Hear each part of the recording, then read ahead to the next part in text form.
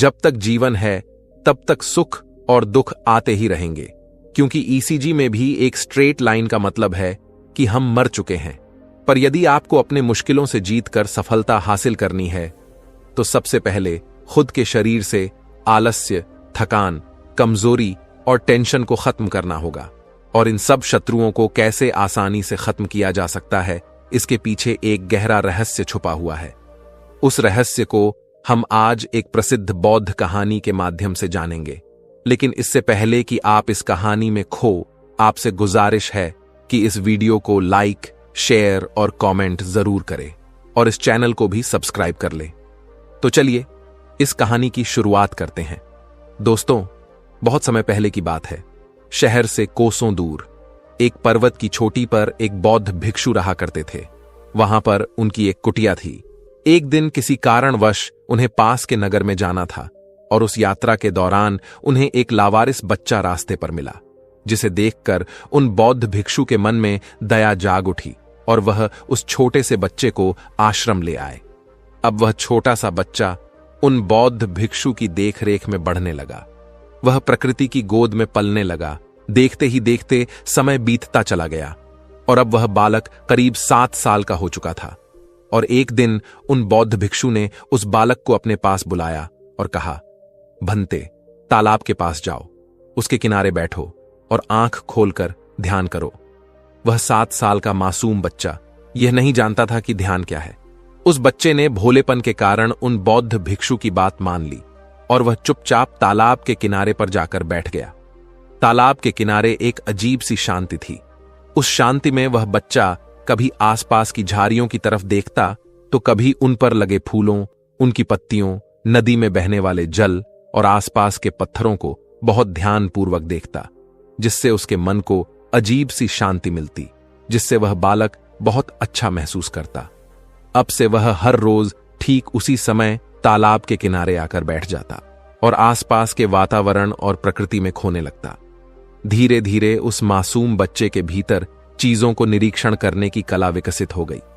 उसका मन धीरे धीरे एकाग्र होने लगा। वह प्रकृति में होने वाली हर एक चीज को बहुत ही गहराई से देखता और महसूस करता, जिससे उसका मन शांत हो जाता। और जब वह शांत होकर बैठता तो फूलों की कोमलता, पानी की शीतलता और पत्थर की दृढ़ता को अपने भीतर देखता और उसे महसूस करता। और देखते ही देखते उसकी आंखें अपने आप ही बंद हो जाती और वह उसी मुद्रा में काफी समय तक नदी के किनारे शांत बैठा रहता। और जब भी उसकी आंखें खुलती तो वह आश्रम वापस लौट जाता। ऐसे ही कुछ और साल बीत गए और देखते ही देखते वह बालक भी अब जवान हो चुका था। लेकिन जैसे जैसे वह नौजवान हो रहा था, उसके भीतर से निरीक्षण करने की वह शक्ति खो चुकी थी। अब वह पर्वत की चोटी पर बैठकर शहर की उस टिमटिमाती रोशनी को देखता जो उसे पल पल आकर्षित करती थी। अब वह पहले जैसे शांत होकर बैठ नहीं पाता था। उसका मन तो पल पल उस शहर की ओर भागता था। देखते ही देखते वह 18 वर्ष का नौजवान युवक बन गया और अब उसका मन बहुत बेचैन रहने लगा था। उसे पर्वत की शांति अब व्यर्थ लगने लगी थी। उसमें उसे कोई भी रस नहीं आता था। वह तो अब दुनिया घूमना चाहता था, दुनिया देखना चाहता था। वह जानना चाहता था कि बाहर के लोग कैसे हैं, वहां लोग कैसे रहते हैं। वह नए लोगों से मिलना चाहता था, उनसे बातें करना चाहता था, उनका रहन सहन देखना चाहता था। एक दिन उसने हिम्मत करके उन बौद्ध भिक्षु से कहा, पिताजी, मुझे यह दुनिया देखनी है। आखिर मैं कब तक इन पर्वतों में घूमता रहूंगा? उस शहर की दुनिया यहां से देखने में कितनी हसीन लगती है। मैं भी वहां जाना चाहता हूं, वहां के लोगों से मिलना चाहता हूं, वहां के लोगों से बात करना चाहता हूं। उन बौद्ध भिक्षु ने उस युवक की सारी बातें ध्यानपूर्वक सुनी, लेकिन उन्होंने उसकी बात का कोई जवाब नहीं दिया, क्योंकि वह जानते थे कि जो भी इंसान के पास नहीं होता वह उसी के पीछे आकर्षित होता है, और जो उसके पास होता है इंसान उसकी कदर नहीं करता। इसलिए उन्होंने उस युवक को समझाने की भी कोशिश नहीं की, बल्कि वह चुपचाप केवल उसकी सारी बातें सुनते रहे। उधर दूसरी तरफ वह युवक उन भिक्षु के कुछ कहने का इंतजार कर रहा था, लेकिन जब उन बौद्ध भिक्षु ने कुछ भी नहीं कहा तो वह चुपचाप वहां से चला गया। अगले दिन सुबह सुबह उन बौद्ध भिक्षु ने खुद ही उस युवक को अपने पास बुलाया और उसके हाथ में एक पत्र देते हुए कहा, बेटा, तुम शहर जाना चाहते हो ना? जाओ, वहां का राजा मेरा बहुत अच्छा मित्र है। तुम उसे यह पत्र दे देना और जब तक तुम्हारा मन करे तुम उस राजा के पास ही रहना। वह राजा उन बौद्ध भिक्षु से शिक्षा ग्रहण कर चुका था और वह बौद्ध भिक्षु यह अच्छी तरह जानते थे कि वह राजा महल में रहने वाला एक सन्यासी है। वह बहुत आत्मज्ञानी है, किंतु उन बौद्ध भिक्षु ने उस युवक को राजा के बारे में कुछ भी नहीं बताया। युवक को शहर जाने की अनुमति मिल चुकी थी और इस बात से वह बहुत खुश था। वह मन ही मन बहुत प्रसन्न था। उसने तुरंत ही अपना सामान बांधा और शहर की ओर निकल गया। जब वह रास्ते में कुछ दूर आगे बढ़ा, तभी अचानक उसके मन में एक विचार उत्पन्न हुआ।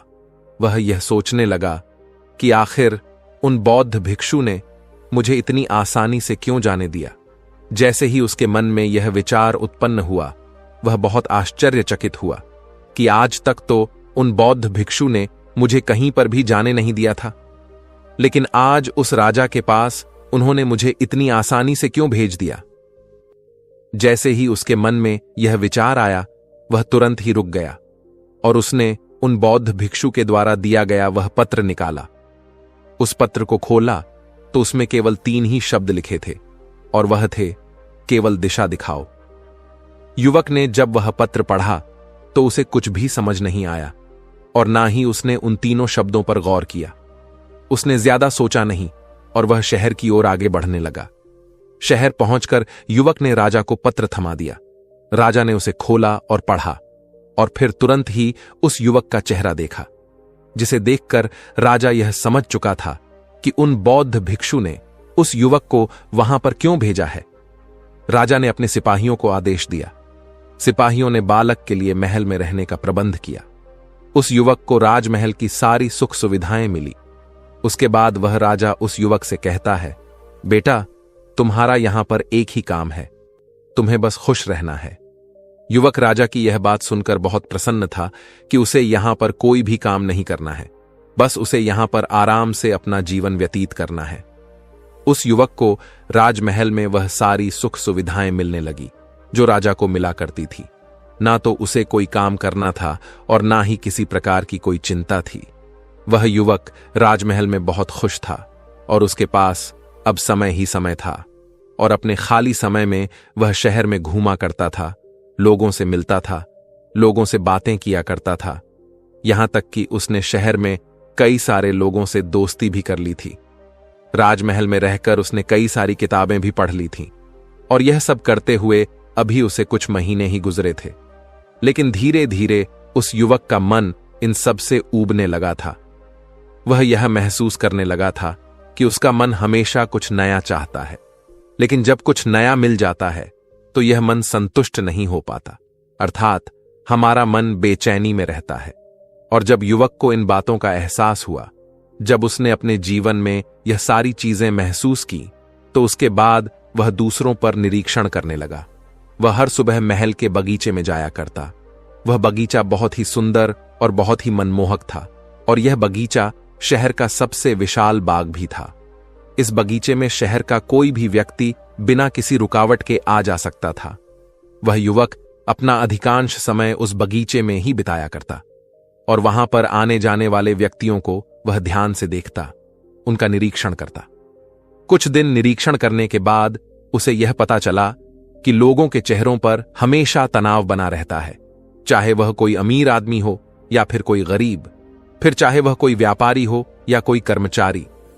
सभी के चेहरे को देखकर ऐसा प्रतीत होता था मानो लोगों का शरीर तो बगीचे में है, स्विंगल, किंतु उनका मन कहीं और ही भटक रहा है।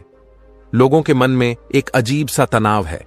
लोग किसी ना किसी परेशानी में है, चिंतित है, जिस कारण वह इस समय अभी यहां पर उपलब्ध नहीं है।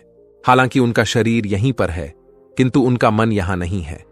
और बगीचे की सुंदरता, उसका आकर्षण भी लोगों के मन को शांत नहीं कर पा रहा था। उन लोगों को देखकर वह युवक मन ही मन यह सोचता था कि यह लोग जिंदा तो हैं, पर जीना भूल गए हैं। केवल कुछ छोटे बच्चे ही हैं जो इस बगीचे में आकर सचमुच खुश होते हैं। यहाँ की खुशबू, यहाँ की हवा, यहाँ के आकर्षण को देखकर उनका मन खुश हो जाता है और वह खिलकर हंसते हैं। वह वर्तमान में जीना जानते हैं। उन सभी व्यापारियों, उन सभी सेठों को देखकर आज उस युवक के मन में तरह तरह के विचार उत्पन्न हो रहे थे। वह यह सोच रहा था कि मुझे लगता था कि शहर में उन्नति करने वाले आलीशान घर के लोग हमेशा खुश रहते होंगे, उन्हें किसी बात की कोई चिंता नहीं होती होगी। लेकिन आज यहां पर आने के बाद पता चला कि यहां का नजारा तो कुछ और ही है। उस युवक को अब यह एहसास हो चुका था कि बाहरी सुख सुविधाओं से केवल शरीर को आराम मिलता है, किंतु हमारा मन बाहरी चीजों से केवल भटकता है और भटकाव से हमारा मन थकता है। हम चाहे कितने भी ऐश और आराम में हों, चाहे कितने भी आकर्षण के केंद्र में क्यों ना हों, हमारे मन को कभी असली आराम और असली खुशी नहीं मिल पाता।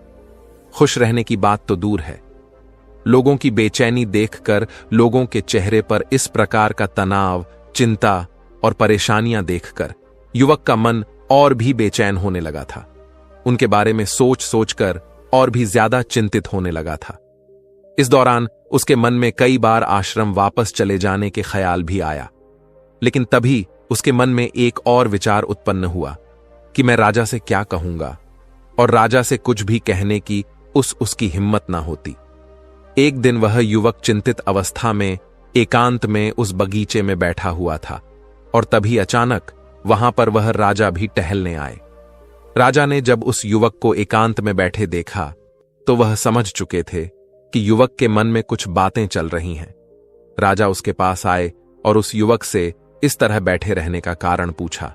इस पर वह युवक उस राजा को जवाब देते हुए कहता है, हे राजन, मैं जितना खुश रहने की कोशिश करता हूं, मैं उतना ही परेशान होता जा रहा हूं।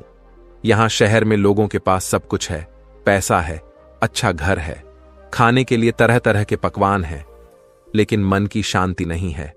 मैंने कई लोगों को देखा, फिर चाहे वह धनवान हो या कोई गरीब, कोई व्यापारी हो या फिर कोई कर्मचारी, सभी के चेहरे उतरे हुए हैं। सभी के चेहरे पर एक अजीब सा तनाव है, चिंता है, परेशानी है। केवल यहां पर कुछ बच्चे ही हैं जो सही मायने में प्रसन्न रहते हैं, खुश रहकर हमेशा हंसते खेलते रहते हैं। किंतु जैसे जैसे हम बड़े होते हैं, वैसे वैसे हम भविष्य और भूतकाल में जीना सीख जाते हैं। हम हमेशा अपने भविष्य को सुधारने में लग जाते हैं। हे राजन, क्या यही जीवन का सच है? अगर शहर का जीवन ऐसा ही है तो मैं यहां नहीं रहना चाहता। इसीलिए मैं आपसे आज्ञा चाहता हूं। मैं वापस आश्रम लौट जाना चाहता हूं। राजा ने उस युवक की सारी बातें ध्यानपूर्वक सुनी और फिर वह उस युवक से कहते हैं, बेटा, तुम जाना चाहते हो तो तुम कभी भी जा सकते हो, तुम्हें किसी ने रोक नहीं रखा है, लेकिन जाने से पहले तुम 2 काम अवश्य करना। इतना कहकर वह राजा उस युवक से पहला काम बताते हुए कहता है, तुम इस बगीचे का निरीक्षण करो। आगे वह राजा उस युवक को समझाते हुए कहता है, बेटा, जैसा कि तुमने कहा, इस नगर में कुछ बालक ही हैं जो हमेशा खुश रहते हैं, हंसते खेलते रहते हैं और वह वर्तमान में जीना भी जानते हैं। तो तुम क्यों ना उन बच्चों की तरह ही इस बगीचे को भी देखो। जिस तरह से वह बच्चे इस बगीचे में आकर खुश हो जाते हैं, क्यों ना तुम भी उन्हीं की तरह इस बगीचे में आकर खुश हो जाओ। यहां की हर एक चीज को मैं जैसे देखता हूं, तुम भी उसे वैसे ही क्यों नहीं देखते। इस पर वह युवक राजा से कहता है, परंतु है राजन, वह कैसे होगा। राजा उस युवक को समझाते हुए कहता है, बेटा, इस बगीचे में पौधे हैं, वृक्ष हैं, पत्तियां हैं, फूल हैं। यहां का वातावरण इतना खुशबूदार है। तुम इन चीजों पर ध्यान लगाओ, इन चीजों को गौर से देखो, इन्हें महसूस करो। किंतु याद रहे, इन चीजों को देखते वक्त, इन्हें महसूस करते वक्त कभी किसी का कोई मतलब निकालने की कोशिश मत करना, किसी से कोई कहानी मत जोड़ना। तुम्हारा काम बस इतना ही है कि तुम्हें इन चीजों को गौर से देखना है, उन्हें महसूस करना है। इन चीजों से झूरे मन में जो भी विचार आए, उन विचारों को केवल तुम देखते जाओ, उनका कोई मतलब मत निकालना, केवल देखते जाना, और उसके बाद तुम मुझे आकर बता सकते हो कि तुम कैसा महसूस कर रहे हो। इतना कहकर वह राजा वापस महल लौट आया। वह युवक कुछ देर तक वहीं पर बैठा रहा और राजा की बातों पर विचार करता रहा, और शाम के वक्त वह भी महल लौटा। वो अपने कमरे में जाकर सो गया। अगली सुबह वह युवक जल्दी उठा और बगीचे में आकर एक जगह पर बैठ गया। वह शांति से वहां पर उपस्थित उन वृक्षों और वहां पर आने वाली उन हवाओं को देखने और महसूस करने लगा। जब उसने बगीचे की तरफ ध्यान दिया तो उसने देखा कि चारों तरफ काफी सारी सूखी हुई पत्तियां बिखरे हुई हैं, तरह तरह की गंदगी है। यह देखकर उसके मन में विचार आया कि बगीचे की सफाई होनी चाहिए। तभी उसका ध्यान फूलों की तरफ गया। उन फूलों को देखकर उसे बहुत अच्छा महसूस हुआ। वह सोच रहा था कि फूल बहुत अच्छे लग रहे हैं, लेकिन तभी उसके मन में यह भी विचार उत्पन्न हुआ कि बहुत जल्द पतझड़ का मौसम भी आने वाला है, जिस कारण यह सारे फूल बहुत ही जल्द मुरझा जाएंगे और नष्ट हो जाएंगे। वह उन विचारों में खोया था, लेकिन जैसे ही उसे राजा की बात याद आती, वह खुद को उन विचारों से अलग करता और इसी प्रकार वह उन सभी विचारों को देखता रहा। देखते देखते काफी वक्त बीत चुका था और अब उसका मन भी शांत होने लगा था। अब से वह हर रोज उस बगीचे में आता और इसी प्रकार वहां का सौंदर्य, वहां पर उपस्थित पौधे, फूल, पत्तियां, वहां की मिट्टी, हर एक चीज को ध्यान से देखता और उन्हें महसूस करता। देखते ही देखते ऐसे कई दिन बीत गए और अब वह युवक जब भी उस बगीचे में आता तो वहां पर उस फूलों की कोमलता, पानी की शीतलता, धरती की स्थिरता और वहां पर आने वाली उन हवाओं को महसूस कर पाता और अब उसका मन भी पहले से बहुत शांत होने लगा था। जब भी वह बगीचे में आता तो कई घंटे वह यूं ही बैठा रह जाता और एक दिन अचानक उस युवक को सुखद आश्चर्य हुआ। उसे इस बात का एहसास हुआ कि मुझे उन बौद्ध भिक्षु ने 7 साल की उम्र में यही खुली आंखों वाला ध्यान सिखाया था। और जैसे उसे इस बात का एहसास हुआ, वह युवक बहुत प्रसन्न हुआ और तुरंत ही महल में राजा के पास गया और राजा से कहा, है राजन, जैसा आपने कहा था मैंने वैसा ही किया और ऐसा करने से मैंने 3 बातें सीखी। पहली, जब हम किसी पर ध्यान देते हैं तो मन के स्पंदन या मन की अवस्था उसी वस्तु जैसी हो जाती है, इसलिए सही और सात्विक वस्तुओं पर ध्यान देने का महत्व है। हे राजन, मैंने यह भी सीखा कि प्रकृति का स्वभाव शांत है, इसलिए इस पर ध्यान लगाने से, झरने की आवाज सुनने से, हवा की शीतलता महसूस करने से, धरती की स्थिरता महसूस करने से मन को बहुत आराम मिलता है। हे राजन, मैंने यह भी सीखा कि जब हम दुखी होते हैं तब हम और ज्यादा मुसीबत या रुकावट पर ध्यान देते हैं, जिस कारण हम और ज्यादा परेशान होने लगते हैं, चिंतित होने लगते हैं और इस परेशानी में हमारा दृष्टिकोण और भी नकारात्मक हो जाता है। हमारे मन में नकारात्मक विचार आते हैं, नकारात्मक बातें उत्पन्न होती हैं। पर यदि हमें इस दुख से बाहर निकलना है, यदि हमें उस परिस्थिति से बाहर निकलना है, तो हमें अपना ध्यान नकारात्मक बातों से हटाकर, अर्थात उन परेशानियों से हटाकर अच्छी चीजों की ओर ले जाना चाहिए, जो स्वभाव से शांत हो, जिससे हमारे मन को ऊर्जा मिलती है। हमारा मन एक बार फिर ऊर्जा से भर जाता है। राजा ने उस युवक की सारी बातें ध्यानपूर्वक सुनी और फिर वह युवक को कहते हैं, बहुत अच्छे बेटे, तुमने बहुत अच्छा काम किया है, किंतु अब यही काम तुम्हें अपने लिए करना है, अर्थात अपने मन के लिए। और यही तुम्हारा दूसरा काम है कि अब तुम मन को देखो। इस बात को समझाते हुए राजा उस युवक से कहते हैं कि जो भी विचार तुम्हारे अंदर प्रकट होते हैं, भले ही वह तुम्हारे बारे में ही क्यों ना हो, उन विचारों पर बिना प्रतिक्रिया दिए बस उन विचारों को देखते जाओ, अर्थात किसी भी विचार में अच्छा या बुरा मत सोचो। उन विचारों पर निर्णय लेने की कोशिश मत करो, बस उन विचारों को देखते जाओ। यही तुम्हारा आखिरी काम है। युवक ने राजा की बात मान ली और अब से उसने खुद पर ध्यान देना शुरू किया। उसने इस अभ्यास को शुरू किया, लेकिन अब की बार अभ्यास इतना आसान नहीं था। जब भी उसे अपने बारे में विचार आता, तब वह उसमें खींचा चला जाता। वह अपने आप को रोक नहीं पाता और जब वह इस चीज का अभ्यास कर रहा था, तब उसे इस बात का एहसास भी हुआ कि खुद के प्रति संभव विकसित करना सबसे कठिन कार्य है। लेकिन युवक ने हार नहीं मानी और वह टीका रहा। देखते ही देखते कुछ महीने यूं ही निकल गए और युवक को जब भी समय मिलता, वह अपने विचार को देखने की कोशिश करता। देखते देखते वह अभ्यास पर इतना निपुण तो हो चुका था कि जब भी उसके मन में कोई विचार आते, फिर चाहे वह खुद को ही लेकर क्यों ना हो, तो वह उसमें अच्छा या बुरा नहीं ढूंढता, बल्कि वह केवल शांति से उन विचारों को देखता और उन विचारों के प्रति कोई प्रतिक्रिया नहीं देता। ऐसा करते करते अब वह इतना निपुण हो चुका था कि उसका मन धीरे धीरे स्थिर होने लगा था। वह भीतर की ओर मुड़ने लगा था, और जैसे जैसे उसने इसमें और भी निपुणता हासिल की, उसका मन शांत होने लगा। उसका मन किसी भी विचार के प्रति कोई भी प्रतिक्रिया नहीं देता था, और जैसे उस युवक के मन ने किसी भी विचार के प्रति प्रतिक्रिया देना बंद किया, उसका मन पूरी तरह से शांत हो गया। और मन के शांत होते ही युवक मन के सारे रहस्य समझ चुका था। अब वह यह जान चुका था कि संसार केवल हमारे मन का ही एक प्रतिबिंब है। जो अच्छाई और बुराई हमें बाहर दिख रही है, ये सब कहानी है। ये सारी कहानियां हमारा मन ही बुन रहा है, और ये सारी कहानियां हमारा मन ही हमें सुना रहा है।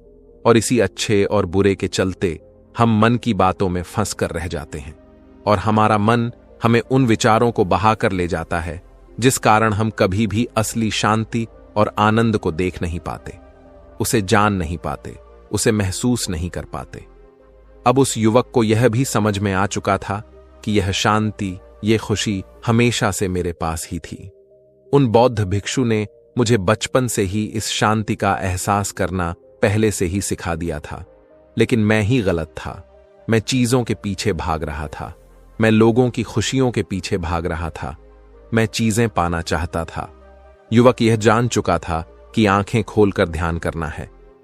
अपने मन के प्रति भी संभव रखना सबसे बड़ी शक्ति है, और यह शक्ति हमें यूं ही नहीं मिलती है। इसके लिए हमें निरंतर अभ्यास करते रहना होता है। अपना अभ्यास पूरा करने के बाद आखिरकार वह युवक एक बार फिर उस राजा के पास पहुंचा, लेकिन इस बार कुछ अलग सा था। युवक की दृष्टि, सोचने और समझने का तरीका अब पूरी तरह से बदल चुका था। वह पूरी तरह से वर्तमान में आ चुका था। युवक ने राजा को जब दरबारियों से बात करते हुए देखा, तो राजा के चेहरे को देखकर अचानक ही युवक को यह एहसास हुआ कि राजा के चेहरे पर भी वही शांति झलक रही है जो उसे अभ्यास के कारण मिली है, जो उन बौद्ध भिक्षु के चेहरे पर हमेशा बनी रहती थी। ठीक वही शांति, वही तेज राजा के चेहरे पर भी नजर आ रहा था। राजा अपना पूरा राज्य भार संभालते हुए भी पूरी तरह से शांत है।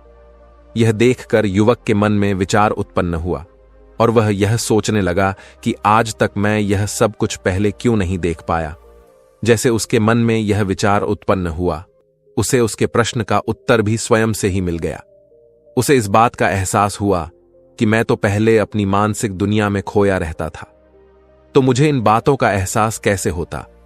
मैं तो हमेशा भविष्य में जीता था, तो मैं वर्तमान में रहने वाले इन चीजों को कैसे समझ पाता। और ठीक उसी वक्त युवक को उस पत्र में लिखे हुए वह 3 शब्द भी याद आए जो उसे उन बौद्ध भिक्षु ने दिए थे, केवल दिशा दिखाओ। उन तीनों शब्दों का अर्थ क्या था, अब उसे अच्छी तरह समझ में आ चुका था। युवक ने उस आत्मज्ञानी राजा को प्रणाम किया और इनसे आज्ञा लेकर वह वापस अपने आश्रम लौट आया। दोस्तों, यह कहानी हमें 2 बहुत ही महत्वपूर्ण बात सिखाती है। पहला यह कि हमें अपने भीतर की ओर मुड़ना जरूरी है। यह जो भटकाव है जिससे हमारा मन थकता है, सुस्त होकर हमें नींद भी आ जाती है, लेकिन इससे हमारा मन कभी शांत नहीं हो पाता। हमारे मन को कभी चैन नहीं मिलता, जिस कारण हमारे चेहरे पर हमेशा तनाव, चिंता और परेशानी झलकती रहती है।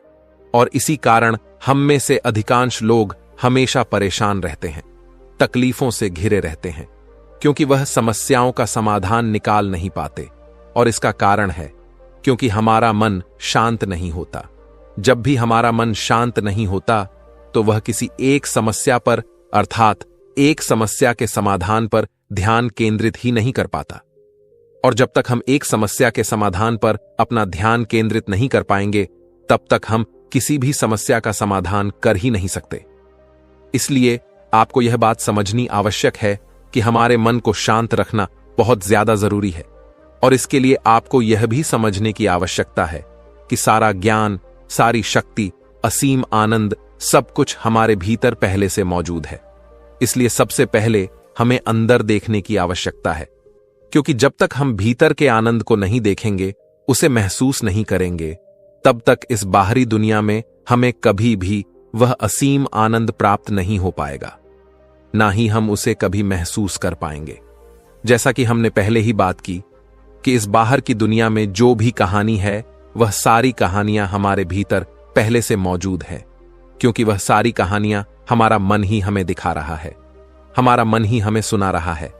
किंतु अब यहां पर यह प्रश्न उठता है कि हम भीतर की ओर कैसे मुड़े। तो इसके लिए हमें संभव मन की आवश्यकता है, अर्थात नॉन जजमेंट, यानी कि हमें हमारे मन की कमियों को, वह चाहे अच्छी हो या बुरी हो, फिर वह चाहे जैसे भी विचार हो, हमें बस उन्हें देखते रहना है। ऐसा करने से हमारे मन के भीतर उस समुद्र की लहरें धीरे धीरे शांत होने लगती हैं, क्योंकि जहां पर हम अच्छे बुरे का निर्णय नहीं करते, जहां पर हम कोई जजमेंट नहीं करते, वहां पर किसी भी प्रकार की कोई प्रतिक्रिया नहीं होती, और जहां कोई प्रतिक्रिया नहीं होती वहां मन नहीं होता, अर्थात हमारे मन के सभी विचार पूरी तरह से समाप्त हो जाते हैं, विलीन हो जाते हैं, और हमारे मन में उठने वाली वह लहरें देखते ही देखते पूरी तरह से शांत हो जाती हैं। और जब समुद्र की वह लहरें शांत हो जाती हैं तो पानी स्थिर हो जाता है, शांत हो जाता है और स्वस्थ हो जाता है। और जितना हमारे भीतर यह संभव उत्पन्न होता जाएगा, उतना ही हम मन के इस चंगुल से निकलते भी जाएंगे, और फिर उतना ही हम भीतर से स्थिर होते जाएंगे।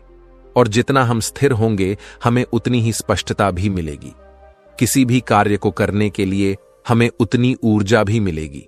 और यदि हम उस समय पर किसी भी एक समस्या के समाधान के बारे में सोचे, तो वह भी हम आसानी से खोज सकते हैं। और इसके लिए आपको दूसरी बात भी याद रखनी चाहिए, और वह यह है कि केवल दिशा बदलने की आवश्यकता है। अर्थात जब भी हमारे जीवन में कोई परेशानी आती है, तब आप जरा इस बात पर ध्यान दीजिएगा कि उस वक्त हमारा मन सबसे ज्यादा बेचैन होता है। उसी वक्त हमारे मन की समुद्र की लहरें तूफान पर होती हैं, और उस वक्त हमें कुछ भी समझ नहीं आता, क्योंकि मन के समुद्र का वह पानी पूरी तरह से अशांत है। और जब तक वह स्थिर नहीं होगा, तब तक हमें स्पष्टता कहां से मिलेगी। और जब तक आपको स्पष्टता ही नहीं होगी, अर्थात यही नहीं समझ में आएगा कि आपको क्या करना है, तब तक आप भला अपने समस्या के समाधान को कैसे ढूंढ सकते हैं। अक्सर ही परेशानी के वक्त हमारे मन में यह विचार जरूर आते हैं कि आखिर मैं इतना परेशान क्यों हो रहा हूं, मुझे किसी भी समस्या का समाधान क्यों नहीं मिल रहा, मेरा मस्तिष्क काम क्यों नहीं कर रहा। जब आप इन सवालों के बारे में सोचेंगे, तब आपको यह भी समझ में आएगा कि पिछले कुछ समय से आप कुछ गलत चीजों पर ध्यान दे रहे हैं, जिस कारण मन की शक्ति क्षीण होने लगी है, मन बेचैन होने लगा है। और जब मन के पास उतनी शक्ति ही नहीं होगी, जब मन स्थिर ही नहीं होगा, जब मन स्पष्ट ही नहीं होगा, तो वह आपको किसी प्रकार का समाधान कैसे दे सकता है। और इसी कारण हमारा मन और बुद्धि किसी भी समस्या का समाधान खोजने में असमर्थ हो जाते हैं। और इसी कारण हमें यह भी लगता है कि हमारा मन काम नहीं कर रहा, हमारा मस्तिष्क काम नहीं कर रहा। इसलिए अगर आप चाहते हैं कि किसी भी ऐसी अवस्था में आपका मन आपकी ओर से चले, अर्थात आपका साथ दे, तो आपको सबसे पहले अपना ध्यान शांत और सात्विक चीजों पर लाना होगा, अपने ध्यान को केंद्रित करना होगा और उसे एक सही दिशा देनी होगी। और जब आप ऐसा करेंगे, तो आप देख पाएंगे कि धीरे धीरे आपका मन शांत होने लगेगा। आप उस शांति को महसूस कर पाएंगे, जिससे आपके भीतर एक नई ऊर्जा भी उत्पन्न होगी, और आप कोई भी नया कार्य करने के लिए पूरी तरह से सक्षम हो पाएंगे। आपका मन उस कार्य को करने के लिए आपको संपूर्ण ऊर्जा प्रदान करेगा, और बिना ध्यान के तो कुछ भी संभव नहीं है। इसलिए अपने ध्यान पर ध्यान केंद्रित करना सीखें, अपने मन के विचारों पर ध्यान केंद्रित करना सीखें, उन्हें सही दिशा में आगे की ओर बढ़ाना सीखें, और इसका निरंतर अभ्यास ही आपको इसमें निपुण बना सकता है। लेकिन हम में से अधिकांश लोग 1-2 दिन प्रयास करके यह सोचते हैं कि उन्हें ध्यान से कुछ नहीं मिलता। तो यह बात सही है, ध्यान से हमें कुछ नहीं मिलता। बस हमारी सोचने समझने की शक्ति, हमारे ध्यान केंद्रित करने की शक्ति, उन विचारों को सही दिशा देने की शक्ति, मन पर नियंत्रण साधने की शक्ति, इन सब में सुधार होता है। और ऐसे ही कई सारे फायदे हैं। जब आप इस पर नियंत्रण अभ्यास करते हैं तो यह सारी चीजें अपने आप ही आप में विकसित होने लगती। हालांकि यह चीजें आपको नजर नहीं आती, लेकिन धीरे धीरे जब आप इन्हें महसूस करते हैं, इसका अभ्यास करते हैं, तो यह सारी चीजें आपको धीरे धीरे समझ में आने लगती हैं। और हां, एक बात और ध्यान रखिएगा, ऐसा नहीं है कि यदि आपने 1 महीने लगातार ध्यान किया तो उसके बाद आपके अंदर की यह सारी क्षमताएं आ जाएंगी। तो ऐसा होना संभव ही नहीं है, क्योंकि यह आपके ध्यान शक्ति पर निर्भर करता है कि आपने वह ध्यान किस प्रकार लगाते हैं, आपका ध्यान कितना गहरा हुआ है।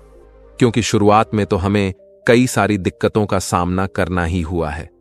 जब शुरुआत में हम ध्यान करने बैठते हैं तो हम अधिकांशतः लंबे समय तक बैठ नहीं पाते, और ऐसी अवस्था में हमारा मन भी स्थिर नहीं रहता। हमारे मन में तरह तरह के विचार चलते ही रहते हैं। लेकिन यदि आप उन विचारों को शांत करना चाहते हैं, उन्हें स्थिर करना चाहते हैं, तो आपको ध्यान में निपुणता हासिल करनी होगी। तभी आप अपने मन को केंद्रित कर पाएंगे, उसे एक सही दिशा दे पाएंगे। और जब तक आप उसे सही दिशा नहीं देंगे, तब तक आपका मन आपको यूं ही भटकाता रहेगा और आप अपने जीवन में कभी कहीं नहीं पहुंच पाएंगे। छोटा से छोटा लक्ष्य भी आप हासिल नहीं कर पाएंगे। यदि आप अपने जीवन में कोई लक्ष्य हासिल करना चाहते हैं तो इसके लिए आपको ध्यान करना चाहिए, क्योंकि ध्यान करने से ही आपके भीतर वह शक्ति उत्पन्न होंगी और आप अपने जीवन में चाहे कैसा भी लक्ष्य क्यों ना रखे, उसे हासिल करने में सक्षम हो पाएंगे। यदि आप अपने मन को एकाग्र करना चाहते हैं तो आपको यह विद्या अपनानी ही होगी। उम्मीद है कि यह कहानी आपको पसंद आई होगी। नमो बुद्धाय। चलिए अब दूसरी कहानी की शुरुआत करते हैं। दोस्तों, इस दुनिया में गरीबी होना ऐसा है जैसे आप कांटों से भरे रास्ते में चलते चले जा रहे हैं, जिसका कोई अंत ही नहीं है। एक गरीबी इंसान हर दिन, हर पल भावनाओं के भंवर से होकर गुजरता है। उसकी भावनाओं में उदासी और दर्द का सैलाब होता है। वह अपने आप को बहुत ही लाचार महसूस करता है। पर धूप और छाव की तरह हमारे जीवन में सुख और दुख आते रहते हैं।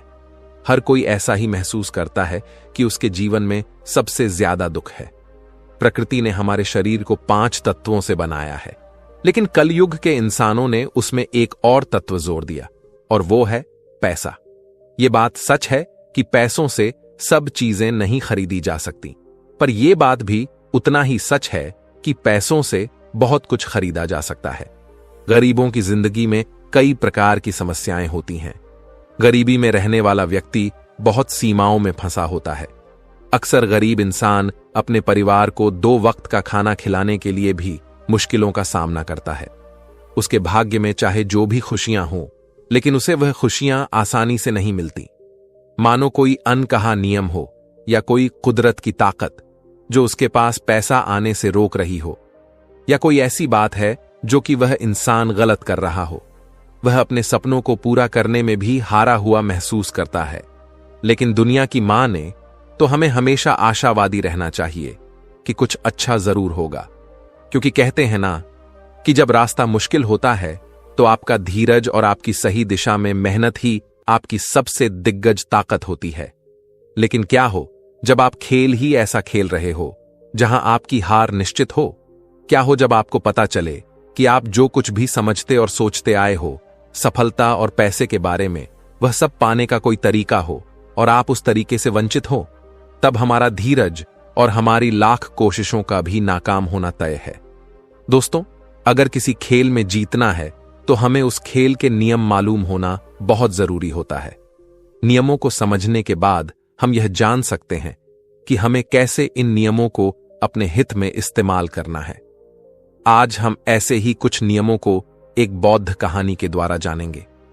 बहुत समय पहले की बात है। एक छोटे से गांव भानपुर में सोहम नाम का व्यक्ति रहता था। वह अपनी गरीबी से बहुत ज्यादा परेशान था। उसकी जिंदगी बहुत ही कठिनाइयों से भरी थी। वह एक गरीब परिवार से था और उसकी कई आर्थिक समस्याएं थीं। वह एक छोटे से किराने के दुकान में काम करता था, लेकिन उसकी कमाई इतनी नहीं थी कि घर के आर्थिक बोझ को सह सके। एक दिन परेशान होकर वह छोटा मन करके एक वृक्ष के नीचे बैठा रो रहा था। रास्ते में उसे उसका एक पुराना मित्र मिला। इस मित्र से मिलने पर उसका चेहरा खुशियों से भर गया, क्योंकि वह अपने दोस्त से बहुत समय बाद मिल रहा था। वह दोनों एक दूसरे को देखकर बहुत ही खुश हो गए थे। उसका मित्र पूछता है कि सोहम, तुम कहां जा रहे हो और आजकल क्या कर रहे हो? तब प्रकाश ने उदास मन से अपनी सारी परेशानी अपने मित्र को बताई कि कैसे वह गरीबी से परेशान है और अपने घर वालों की जरूरतें भी नहीं पूरी कर पा रहा। 2 वक्त की रोटी कमाना भी उसके लिए बहुत मुश्किल हो गया है।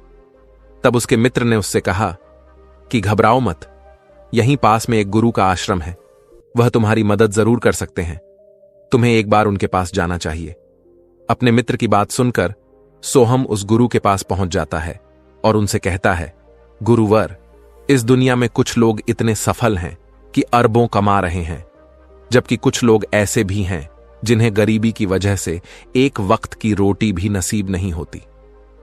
आखिर ऐसा क्यों होता है? भगवान तो सबका एक ही है, चाहे अमीर हो या गरीब, सेहत तंदुरुस्त हो या बीमार, और फिर चाहे वह किसी भी जाति का हो, आखिर वह तो सबका भगवान है।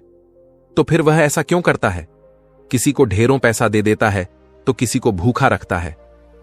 उस गुरु ने सोहम की सारी बात सुनी और बोले, बच्चा, तुम बिल्कुल सही कह रहे हो। ईश्वर हम सभी का है, चाहे वह कोई भी हो, किसी भी जाति का हो, लेकिन हम भी तो सब उसी की परछाई हैं। तो फिर हम सभी को एक समान होना चाहिए, लेकिन हम भी तो सब एक समान नहीं हैं, एक जैसे नहीं हैं, आपस में झगड़ते हैं, तो भला वह हमें एक जैसा क्यों बनाएगा? यह तो सोचने की बात होती है। अच्छा, तुम मुझे एक बात बताओ, माना कि तुम्हारे 2 बच्चे हैं, एक बहुत ही समझदार है और वहीं दूसरा बच्चा मंदबुद्धि है, वह नशा करता है और पैसा बर्बाद करता है। फिर तुम्हारे पास तुम्हारे दोनों बच्चे आते हैं और तुमसे कुछ पैसा मांगते हैं, तो तुम पैसा किसे दोगे? जाहिर सी बात है, तुम पैसा उसे ही दोगे जो पैसे की अहम को जानता है, उसे कैसे खर्च करना है या उससे कैसे और ज्यादा पैसा कमाया जा सकता है। यकीनन तुम पैसा उसे ही दोगे ना, कि उसे दोगे जो पैसा बर्बाद करता है, नशा करता है, जो पैसे की अहमियत नहीं समझता। तुम पैसा उसे बिल्कुल नहीं दोगे। भगवान भी ऐसा ही करता है। मैं यह नहीं कहता कि तुम नशा करते हो या तुम गलत हो, बल्कि मेरे कहने का मतलब यह है कि तुम यह नहीं जानते कि पैसा कैसे मैनेज किया जाता है। और जो अमीर लोग होते हैं वह पैसे को मैनेज करना जानते हैं। उनकी कुछ अच्छी आदतें भी होती हैं, कुछ उनके नियम होते हैं जो अमीर को और अमीर बना देती है और गरीब को और गरीब। अगर कोई भी इंसान उन नियमों का पालन करता है, उन्हें अपने जीवन में उतारता है, तो वह भी बहुत जल्दी अमीर बन सकता है। तब उस व्यक्ति ने कहा कि हे गुरुवर, कृपया करके आप हमें बताएं, वह कौन सी आदतें हैं, वह कौन से नियम है, मैं अपने जीवन में जरूर अपनाऊंगा। तब उस गुरु ने कहा कि ठीक है बच्चा, आज मैं तुम्हें उन नियमों में से 13 नियमों के बारे में बताऊंगा, जिन्हें अपनाकर तुम भी सफल लोगों की लिस्ट में आ सकते हो और खुशहाली से भरा जीवन जी सकते हो। बस उन नियमों को ध्यान से सुनना और अपने जीवन में जरूर अपनाना। उन नियमों में से सबसे पहला नियम यह है कि लोगों की मदद करो। लोगों की मदद करने से हमारा दिमाग खुद को अमीर समझता है और फिर वह हमें अमीरी की दिशा में ले जाता है और वैसे ही हमारी सोच को बना देता है। और यह बात तो हम सभी जानते हैं कि जैसे हमारी सोच होती है, हम वैसे ही बन जाते हैं। तो आज से ही लोगों की मदद करनी शुरू कर दो और अमीर बनने के लिए लोगों की दुआ लेना शुरू कर दो। दूसरा नियम यह है कि आप जो करना चाहते हो वही काम करो। आपको वही काम करना चाहिए जिस काम में आपका इंटरेस्ट है और जिस काम को करने में आपको मजा आता है। किसी के दबाव में आकर कोई भी काम शुरू मत करो। उनसे कह दो कि मुझे यह काम नहीं करना, क्योंकि अगर आप वह काम करना शुरू कर देते हो जिस काम में आपका इंटरेस्ट है, तो उस काम के प्रति आपका मन लगा रहेगा और आपको मजा भी आएगा। इसीलिए हर इंसान को हमेशा वही काम करना चाहिए जिस काम को करने में मजा आए। लेकिन वहीं पर अगर आप वह काम करते हो जिस काम के प्रति आपका जरा भी इंटरेस्ट नहीं है, तो कुछ समय के बाद आप बोर होने लग जाओगे और उस काम को त्याग दोगे और फिर इस तरह आप कभी सफल नहीं हो पाओगे।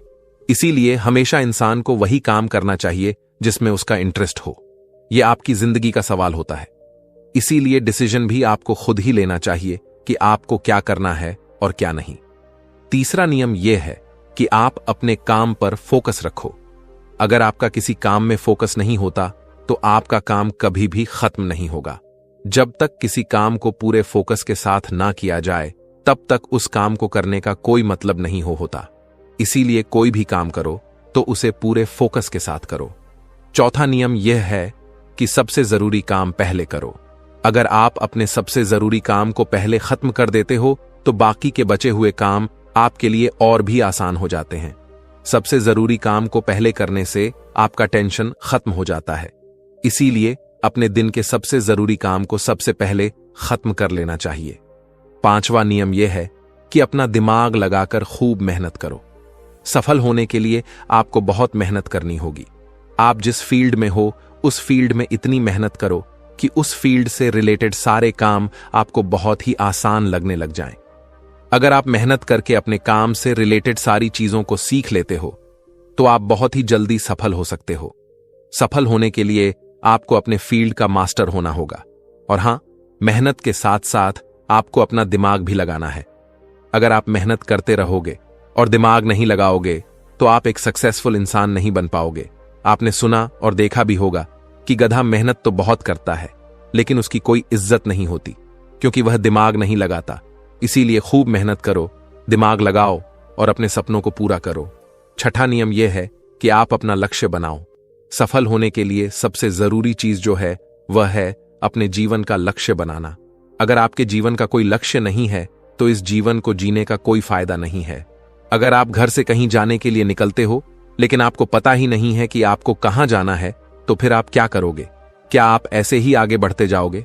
यकीनन आपका जवाब होगा नहीं। इसी तरह अगर आपने अपने जीवन का कोई लक्ष्य नहीं बनाया तो आप जीवन में कुछ नहीं कर पाओगे। इसीलिए यह बहुत जरूरी है कि आपको अपने जीवन का कोई ना कोई लक्ष्य बनाना चाहिए और उस लक्ष्य को पाने के लिए मेहनत भी करनी चाहिए। इसीलिए अभी से अपना कोई लक्ष्य बनाओ और उसे पूरा करने के लिए प्लान बनाओ और फिर आज और अभी से ही उस पर काम करने लगा। सातवां नियम यह है कि अपनी गलतियों से सीखो। सफल लोग हमेशा अपनी गलतियों से कुछ ना कुछ सीखते रहते हैं। आप भगवान नहीं हैं कि आपसे गलतियां नहीं होंगी। आपसे भी गलतियां हो सकती हैं। इस दुनिया में हर इंसान से गलतियां होती हैं। इसीलिए गलतियां अगर होती हैं तो उनसे सीखो और गलतियों को सुधार कर आगे बढ़ो। जो इंसान गलतियां करता है वह उन गलतियों से बहुत कुछ सीखता भी है और उन गलतियों को दोबारा करने से बचता भी है। इसीलिए अगर आप कोई काम कर रहे हो और आपसे कोई गलती हो जाए तो निराश मत होना। गलतियां तो वही लोग करते हैं जो कुछ करने का साहस रखते हैं। जो कुछ करने का साहस ही नहीं रखते वह गलती कैसे करेंगे? अगर हार के भय से मैदान में नहीं उतरेंगे तो तुम्हें जीत कैसे मिलेगी? इसीलिए मैं यही कहूंगा कि गलतियों से मत घबराओ, बस कुछ करने का साहस रखो। आठवां नियम है कि नई स्किल सीखो जो आपको आपकी जिंदगी में आगे बढ़ने में मदद कर सकती है। अगर आपके पास कोई यूनिक स्किल है तो आप उस स्किल की मदद से खुद को सफल बना सकते हो। आपको अपने फील्ड से रिलेटेड सारी जरूरी स्किल्स को सीखना चाहिए। ऐसी स्किल्स को सीखो जो आपके काम आ सकती है। 9वां नियम है कभी हार ना मानने की आदत, क्योंकि कभी हार ना मानने की आदत ही एक दिन तुमको सफल बना सकती है और सफल लोग कभी हार नहीं मानते। अगर आपको भी सफल होना है तो सबसे पहले अपने आप को कंफर्ट जोन से निकाल कर काम करना होगा। आपके काम में कितनी ही मुश्किल क्यों ना हो, लेकिन आपको हर मुश्किल का सामना करके अपने काम को पूरा करना होगा। जिनके अंदर अपने सपनों को पाने के लिए जोश और जुनून होता है वह हर मुश्किलों का सामना कर लेते हैं। इसीलिए सक्सेसफुल होने के लिए आपको कभी हार नहीं मानना है।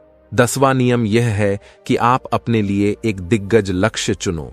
ज्यादातर लोगों से जब कोई पूछता है कि तुम्हारे जीवन का लक्ष्य क्या है तो इस पर बहुत से लोग मुस्कुरा देते हैं और कहते हैं अभी तक हमने कुछ सोचा ही नहीं है। और अगर तुम्हारा भी यही उत्तर है तो इसे आज ही बदल दो। आज ही बैठकर गहराई से विचार करो और अपने जीवन का एक लक्ष्य बनाओ। नौकरी चुनना लक्ष्य नहीं होता, पर हां, वह जीवन का एक पड़ाव जरूर हो सकता है। अपना सही लक्ष्य चुनो। उसे पाने के लिए 3 काम करो। पहला, अपने लक्ष्य को एक कागज पर लिखो, सिर्फ दिमाग पर नहीं। दूसरा, अपने लक्ष्य को पाने के लिए तुम क्या कर सकते हो, क्या तुम सोना कम कर सकते हो? क्या तुम ज्यादा मेहनत कर सकते हो? क्या तुम गप्पे मारना त्याग सकते हो? या फिर क्या तुम अपने लक्ष्य से संबंधित किताबें पढ़ना शुरू कर सकते हो? तीसरा, दिन में कम से कम 3 बार अपने लक्ष्य को बोलकर पढ़ो। इससे तुम्हारे दिमाग में बात अच्छे से बैठ जाएगी कि अपने दिमाग से तुम क्या चाहते हो। फिर तुम्हारा दिमाग उसी दिशा में काम करने लग जाएगा और तुम्हारे सामने तुम्हारे लक्ष्य को प्राप्त करने के नए नए तरीके प्रस्तुत करना शुरू कर देगा, जिन पर काम करके तुम अपने लक्ष्य को हासिल कर सकते हो। 11वां नियम यह है कि दूसरों की बातों को सुनना बंद कर दो। ज्यादातर लोग अपने कामों को इसीलिए त्याग देते हैं क्योंकि वह दूसरों की ज्यादा सुनते हैं। वो ये समझ नहीं पाते कि लोगों का यही काम होता है कि बढ़ते हुए लोगों को पीछे कैसे खींचे और उनके काम को कैसे बर्बाद करें। अगर आप कोई ऐसा काम कर रहे हो जिसके बारे में लोग कहते हैं कि तुमसे नहीं हो पाएगा, तो उन लोगों को जवाब तुम बिल्कुल मत देना, बल्कि उन लोगों को जवाब तुम अपने काम से देना। उसी काम को पूरा करके दिखा देना जिससे उन लोगों को जवाब अपने आप मिल जाएगा। और फिर अगर लोग आपको देखकर या फिर आपके काम को देखकर आपकी कॉपी करने लगे हैं, तो आप समझ जाओ कि आप सफल हो रहे हो, क्योंकि लोग सफल लोगों की ही कॉपी करते हैं। असफल लोगों को कोई कॉपी नहीं करता। अब से आप जो भी काम करो उसमें इतना खो जाओ कि लोगों की आवाज आपको सुनाई ना दे। इसीलिए अगर आप सफल होना चाहते हो तो दूसरों की बातों को सुनना बंद कर दो। 12वां नियम यह है कि खुद पर विश्वास करना सीखो।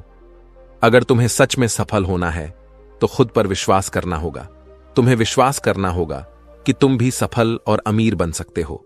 और सबसे बड़ी समस्या यही है कि ज्यादातर लोग घबराते हैं। इससे उनका आत्मविश्वास खो जाता है। इंसान को यह 6 प्रकार के भय हमेशा सताते रहते हैं। पहला गरीबी का भय, दूसरा बुढ़ापे का भय, तीसरा बुराई का भय, चौथा प्यार और सम्मान खो देने का भय, 5वां बीमारी का भय और 6ठा मौत का भय। अगर आपको यह भय सताते हैं तो खुद से सकारात्मक बातें करना शुरू कर दो। हमेशा सकारात्मक बोलने से तुम्हारा भय खत्म हो जाएगा और तुम्हारा आत्मविश्वास बढ़ जाएगा। हमेशा ही अपने भय का सामना करना सीखो, इससे जीत तुम्हारी होगी। इस बात को समझो कि अगर कोई छोटा बच्चा गिरने के भय से चलना त्याग दे तो क्या वह कभी चलना सीख पाएगा? मेरे हिसाब से तो बिल्कुल नहीं सीख पाएगा। तो इसी मानसिकता के साथ अपने लक्ष्य की तरफ बढ़ना शुरू कर दो। 1000 बार गिरो लेकिन कभी हार मत मानो। 13वां और आखिरी नियम यह कहता है कि रिस्क लेना शुरू कर दो। आप कोई भी काम शुरू कर लो, आपको हर काम में रिस्क लेना ही होगा। बिना रिस्क लिए आप कोई भी काम नहीं कर सकते। लेकिन अगर आपको सफल होना है तो आपको रिस्क लेना ही होगा। अगर आप सही तरीके से रिस्क लेना सीख गए तो आप किसी भी काम को आसानी से पूरा कर सकते हो। अगर आपको लगता है कि सफलता रातों रात मिल जाती है तो यह सोच आपकी बिल्कुल गलत है, क्योंकि सफलता पाने के लिए आपको रात दिन मेहनत करनी होगी। आपको अपना दिमाग सही दिशा में लगाना होगा। आपको अपने काम में रिस्क लेना होगा और बहुत सारी चुनौतियों का सामना भी करना होगा। आज आप जिसे देख रहे हो, जो लोग बुलंदियों को छू रहे हैं, उनके बारे में जानो। वह कितनी बार फेल हुए हैं लेकिन हार नहीं माने। वह समय समय में रिस्क लेते गए और आज कहां से कहां पहुंच गए। और जिस दिन आप भी रिस्क लेकर काम शुरू कर दोगे, उस दिन से समझो कि आपने सफलता की ओर बढ़ना शुरू कर दिया है। और फिर यह सारी बातें बताकर उस गुरु ने सोहम से कहा कि अच्छा, अब तुम जा सकते हो और इन बातों का पालन करो और फिर तुम मुझसे 6 महीने के बाद मिलना। सोहम ने भी गुरु का धन्यवाद किया और वहां से चला गया। दोस्तों, उम्मीद है कि आपने इस वीडियो से बहुत कुछ सीखा होगा। नमो बुद्धाय।